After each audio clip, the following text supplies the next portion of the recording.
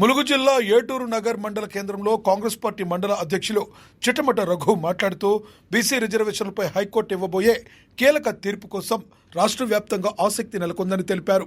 BC రిజర్వేషన్లు 42% వరకు పెంచే అంశంపై హైకోర్టు నిర్ణయం రానుండటంతో రాష్ట్రంలోని అన్ని రాజకీయ పార్టీలు వివిధ కుల వర్గాలు ఆ తీర్పు కోసం ఎదురు చూస్తున్నాయని పేర్కొన్నారు. రేపటి నుండే నామినేషన్ల ప్రక్రియ ప్రారంభమవుతుండటంతో ఈ తీర్పు ఎన్నికల దిశగా కూడా ప్రభావం చూపుతుందని రఘు అన్నారు. ఆసక్తికరంగా ఎదురు చూస్తున్నాయి. స్థానిక సంస్థలు జరగాయా, కోర్టు తీర్పు ఏ విధంగా వస్తుంది?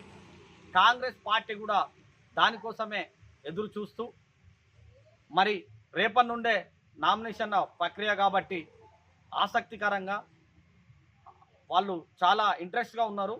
మేము కూడా కాంగ్రెస్ పార్టీ తరఫున హైకోర్టు తీర్పు ఏ విధంగా వచ్చినా స్వాగతిస్తూ 42% బీసీలకు మాట ఇచ్చినాం కాబట్టి దాని మీద కూడా మళ్ళీ మేము ఫైట్ చేయవలసి వస్తుంది అనుకుంటున్నాం.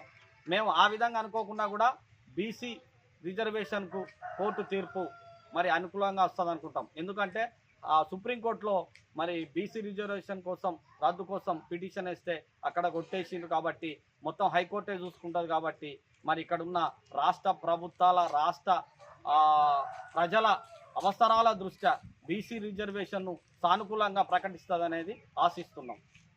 అదేవిధంగా ఏ విధంగా వచ్చినా స్వాగతిస్తూ రాకపోయినా కూడా 42% ఏ విధంగా ఇవ్వాలనేది కూడా వాటి కోసం కూడా ఫైట్ చేస్తాం.